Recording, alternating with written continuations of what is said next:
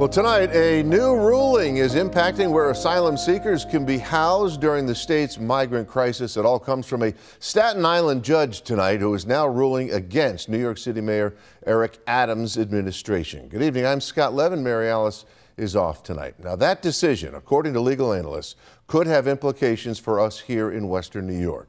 Joining us is Andy Payton joins us now. He's in the studio with all the details. What's new, Andy? Well, Scott, that's right. Tonight, a judge in Staten Island saying no emergency and no exceptions to the Adams administration, calling the state's right to shelter law an old relic, barring the administration from housing 300 migrants at an abandoned Catholic school in Staten Island, as he says doing so will be violating zoning laws.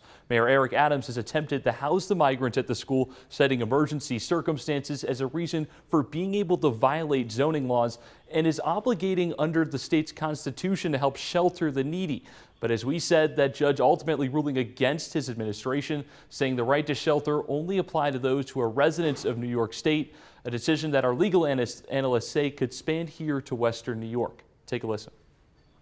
This ruling, if it's upheld, would undermine the ability of the city of Buffalo to declare an emergency, which would allow them to utilize housing that is not currently zoned, inspected, and certified as something that should be utilized to have people reside within. So it absolutely could be applied across the state.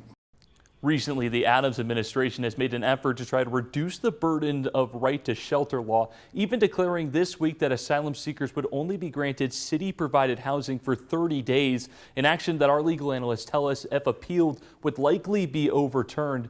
And as for the decision in Staten Island, we're told a similar reversal could be expected after a similar case was overturned by the appellate court last month. Now, the Adams administration has already filed an appeal and in the meantime says it has no plans to remove the migrants from the Catholic school. On your side in the studio, Andy Payton, Channel 2 News. Andy.